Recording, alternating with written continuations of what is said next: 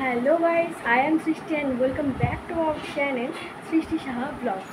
তো এখন আমি সকালবেলা ঘুম থেকে উঠেই পড়েছি, আর বাবা গেছে বাজারে আর মা গেল দোকানে। সকালবেলা ঘুম থেকে উঠেই আমার স্নান ডান। তারপর এখন ঘর বাড়ি পরিষ্কার করব, কিছু কাজ আছে, আজকে রান্নাটা হয়তো আমিই করব। তো কী কী করছি আজকে সারাদিনটা, এটা নিয়ে আজকের ব্লগটা দেখতে থাকো। ভালো লাগলে লাইক তো করেই দেবে, আমি তোতলাচ্ছি কেন আমি জানি না, তো ভালো লাগলে লাইকটা করেই দেবে। আর এখন টাইম বাজে 11:15। তো আমার কাছে এক্সট্রা ফোন নেই, এই জন্য টাইমটা আমি দেখাতে পারছি না, তো আমি দেখেই বলে দিলাম। তো সঙ্গে থাকো, দেখতে থাকো ব্লগটা, ভালো লাগলে তো অবশ্যই লাইক করবে। তো তারপর আমি ব্লগের ইন্ট্রো দিয়ে চলে গেছিলাম ছাদে জামা কাপড়গুলো মেলার জন্য। তো জামা কাপড় মেলছিলাম, তো তারপর দেখছি ছাদে খুব সুন্দর হাওয়াও দিচ্ছে।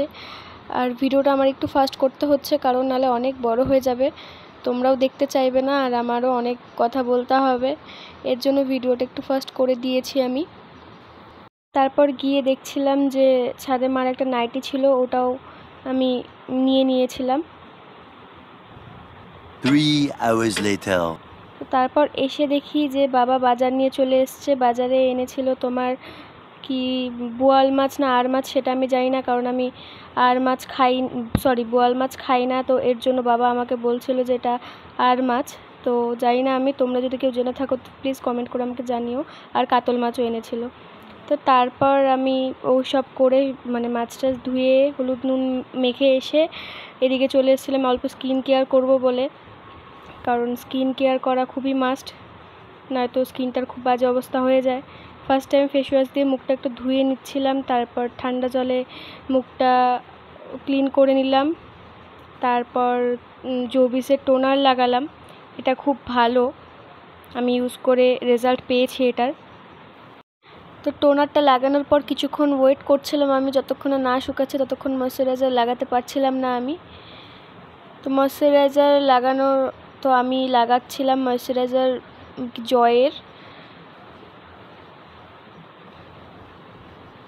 জয়ের এই ময়শ্চারাইজারটার মধ্যে অ্যালোভেরা থাকে, এর জন্য অ্যালোভেরা তো স্কিনের জন্য ভালোই, সেটা সবাই জানো। তারপর দেখো আমার স্কিনটা কত গ্লো করছিল আর স্মুথও হয়ে গেছিলো। তো তারপর বাবা বাজার নিয়ে চলে এসেছিলো বলে ওগুলো আমি একটু গুছাচ্ছিলাম, আর মার একটু শরীরটা খারাপই ছিল আজকে, এর জন্য আমি মাকে আর বলিনি, কাজ করতে আমিই করছিলাম সব কিছু। তারপর বাবা এসছে, বাবা বলছে কী করছিস তুই, তখন আমি বললাম যে ব্লগ করছি। তো বাবা পাশ থেকে বসে হাসছিল আমার এইসব কীর্তি দেখে। না, বাবাও আমাকে প্রচুর সাপোর্ট করে, বলে হ্যাঁ কর, বাবা উল্টো বলে যে এইভাবে না এরকমভাবে কর। তো এই সব গোছানো ডান। তো তারপর আমার বিছনাটাও একটু ঝেঁটে নিচ্ছিলাম আমি, কারণ ঘরটার খুব বাজে অবস্থা ছিল, ওই সব ক্লিন করতে লাগতো, আর এটার দায়িত্ব সবসময় আমারই থাকে, এটা আমারই ডিউটি। আগে দিদি ছিল, আগে দিদি করতো, এখন দিদির বিয়ে হয়ে যাওয়ার পর থেকে আমিই করি এসব, আমাকেই করতে হয়। কী করব বলো, মেয়ে ঘরে থাকলে তো ঘর বাড়ি একটু ক্লিন রাখাই দরকার, না তো সবাই আসলে পরে বলবে একটা মেয়ে থাকে ঘরে তাও ঘর বাড়ি নোংরা রাখে। তো আমার ঘর বাড়ি নোংরা একদমই পোষায় না, আমার পরিষ্কার থাকলেই ভালো লাগে, বেশ দেখতেও ভালো লাগে, আর লোকজন এসেও মানে সবাই তো আর পছন্দ করে না, না নোংরা ঘর বাড়ি থাকলে সবাই কীরকম বলবে, এর জন্য আমি ঘরটা ক্লিন করে নিচ্ছিলাম। তারপর জামা কাপড় ভাঁজ করছিলাম, আর আমার আলনা গুছাতে তো খুবই ভালো লাগে, আর জামা কাপড়গুলো পাটে পাটে ভাঁজ করে রাখতে তো আরোই ভালো লাগে আমার। আর ক্যামেরাটা আমি কোথায় সেট করেছি সেটা জাস্ট তোমরা একবার দেখো। যতদিন না আমি ক্যামেরা সেট করার জন্য কিছু একটা না কিনছি ততদিন আমাকে এরকমভাবেই করতে হবে, কিছু করার নেই। আর এইসব গোছাতে গোছাতেই আমার অনেক টাইম হয়ে গেছিলো, রান্না প্রায় 1টা বেজে গেছিলো, আজকে খেতেও প্রচুর লেট হয়ে গেছিলো। আর তার মধ্যে বারবার কারেন্ট যাচ্ছিলো আর আসছিলো, গরমের জন্য কিছুই ভাল লাগছিল না। তো তারপর জামা কাপড় গুছিয়ে নেওয়ার পর তো বাবারও খিদে পাচ্ছিলো, কারণ সকালবেলা আমিও কিছু খাইনি, মা বাবা কেউই খাইনি, সকালে টিফিন আজকে আর করা হয়নি এর জন্য। তো জামা কাপড় গুছিয়েই আমি যাব রান্নাঘরে, তো তার আগে জলের বোতলগুলো ভরে আমি রেখে দিচ্ছি। তো তারপরে সবজি টবজি কেটে চলে যাচ্ছিলাম সবজি রান্নাঘরে, সবজি ধুলাম, ধোয়া টোয়ার পর তারপর আস্তে ধীরে রান্না বসালাম। আজকে বেশি কিছুই করিনি, আজকে করেছিলাম ঢ্যাঁড়স ভাজা আর করলা ভাজা, আর ওটা আমারও প্রিয়, মা বাবার সবারই প্রিয়, আর মাছের ঝোল। একটা মাছ ভেজে রেখে দিয়েছিলাম, আর আরেকটা মাছ শুধু করেছিলাম, সেটা জানি না বোয়াল মাছ না আর মাছ ছিল, যাই হোক যারা তোমরা চেনো তারা প্লিজ আমাকে কমেন্ট করে জানিও, কারণ আমি চিনি না, এর জন্য আমি বলতে পারছিলাম না। কিন্তু আমার যতদূর মনে হয় ওটা বোয়াল মাছই ছিল, বাট তাও আমাকে জোর করে খাইয়ে দিয়েছিল, আমি খেয়ে নিচ্ছিলাম। কারণ কি লেট হয়ে গেছিলো, তো তার জন্য আমার দুদিকেই আমি রান্না চাপিয়ে দিয়েছিলাম, একদিকে ঢ্যাঁড়স ভাজা আর একদিকে মাছ। আর মাছটা কি পরিমাণে ফুটছিল তোমরা নিজের চোখেই দেখলে।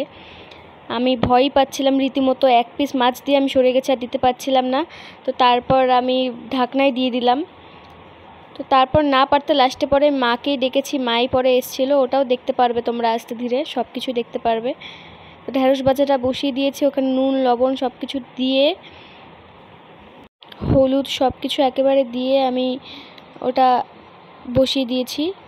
আর এদিকে মাছটা জাস্ট দেখো কীরকমভাবে আমি নাড়া দিচ্ছিলাম, কারণ আমার ভয় লাগছিল রীতিমতো।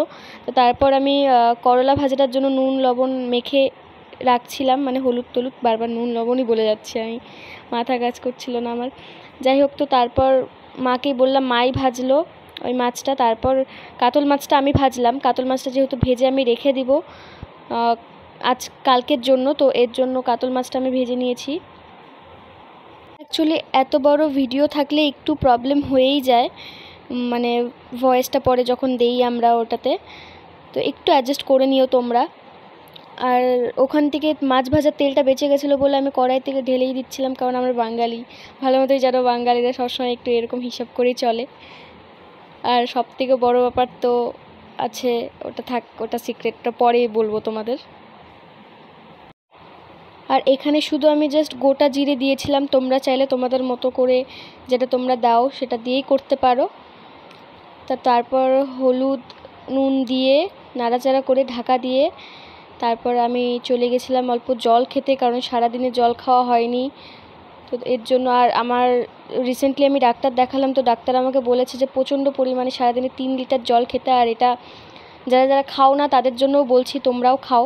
তো জল টল খাওয়ার পর তারপরে এখানে এসে আবার নাড়া দিলাম, নয়তো নিচ থেকে পুড়ে যাবে।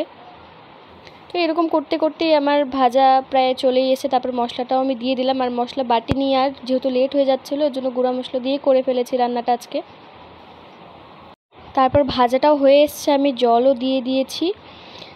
জলটা একটু বেশি পরিমাণেই দিয়েছি, কারণ আমার বাড়িতে বেশ গ্রেভি ছাড়া খেতে পারি না, আমি না, বাবাও না, মা পারে। তো তারপর এখানে আসলাম, আমার ঘরটার খুব বাজে অবস্থা ছিল, খাটবাটগুলো ঝেড়ে টেরে আমার ঘরটাও বেশ পরিষ্কার করে নিচ্ছিলাম আমি।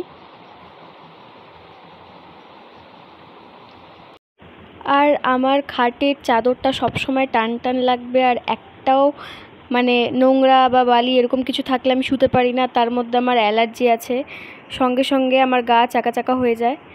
তো তারপর ওই সব ক্লিন করার পর তারপর চলে এসেছি রান্নাঘরে আবার। তারপর দেখলাম যে ঝোলটা বেশ হয়েই চলে এসছে, মানে প্রায় হয়েই গেছে।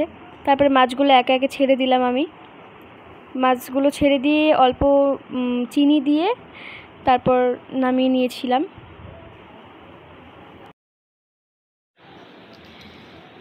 আমি এখানে টেস্ট করছিলাম যে নুনটা ঠিক ছিল কি না।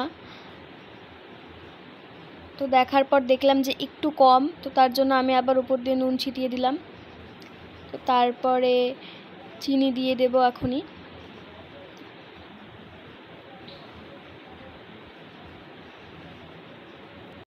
তো আমার রান্না তো কমপ্লিট হয়েই গেছে। তো এখন শুধু জাস্ট গ্যাসগুলো মুছে চলে এসেছি ঘরে, এসে ঘরটা ঝাড়ু দিয়ে দিচ্ছি, কারণ ঘরটা ঝাড়ু দেওয়া হয়নি তখন আর। তো মানে রান্না বসেই একে একে একটা একটা করে কাজ করছিলাম। ঘরটা ঝাড়ু দেওয়ার পর তারপরে চলে এসেছিলাম খেতে, আর পাশে মাম শুয়েছিল, এর জন্য জাস্ট মামের পাটা দেখা যাচ্ছিলো। আর মাম মানে অ্যাকচুয়ালি আমার মাসি, আমার মাসিকে আমি মামি ডাকি। আর পাশে আমার মা বসেছিল, আর মার সাথে গল্প করতে করতেই আজকে লাঞ্চটা আমি কমপ্লিট করছিলাম। মা ওইদিকে মাম ছিল, এদিকে মা ছিল, দুজনের সাথে গল্প করতে করতে হাসি মজা করতে করতে খাওয়াটা কমপ্লিট করেছি আজকে। আর ওখানে মা পাঁপড় এমনি বসে বসে খাচ্ছিলো, মার থেকে পাঁপড় নিয়ে আমি খেয়ে নিচ্ছি। এইসবই করি আমি। আমার কেন জানি না, আমার নিজের অনেক থাকলেও আমি জিনিসটা আমার দিদির সাথেও করতাম, এখনও করি। আমার দিদি বা আমি ঘরে কোনো কিছু ভালো কিছু যখন বানাই, তখন আমার কাছে মনে করো আমি বেশি নিয়েছি, কিন্তু আমার বেশি নেওয়ার পরেও আমার কেন জানি না শান্তি হয় না, আমার মনে হয় যে না আমি ওদের থেকেও নিয়ে খাবো, আমি সবার থেকে ভাগ নিয়ে তারপর খাই, তারপরেও জানি না কেন আমার শান্তি লাগে না খেয়ে। তো মাছটা আমি জানি না কী মাছ ছিল, বেশ টেস্ট ছিল, তাই আমি পুরো খাওয়ার কমপ্লিট করে জল খাচ্ছিলাম, বা ফ্রিজ থেকে ঠান্ডা জল এনে দিয়েছিল। তারপর খাওয়া দাওয়ার পর আমি একটু ঘুমিয়ে পড়েছিলাম, ওই সবের ক্লিপ আর দেখাইনি আমি। তো তারপর ঘুম থেকে ওঠার পর চাটা খেয়ে আমি আর মাম মিলে একটু বেরিয়ে পড়েছিলাম, মামের একটু দরকার ছিল ডাক্তারের কাছে, আর আমার রিপোর্টটা আনতে যাব বলে বেরোচ্ছিলাম, আর তখনই লোডশেডিং। কিছুই তো দেখা যাচ্ছে না, গাড্ডাতে পড়লো না, কিচ্ছুই দেখা যায় না। কি দাঁড়া এখানে, তুই ডাকিস কেন, তুই মুখ ডাকিস কেন? হ্যাঁ, এটা হচ্ছে বাচ্চু, আর এটা হচ্ছে বাচ্চুর দিদি, এটা বাচ্চুর দিদি।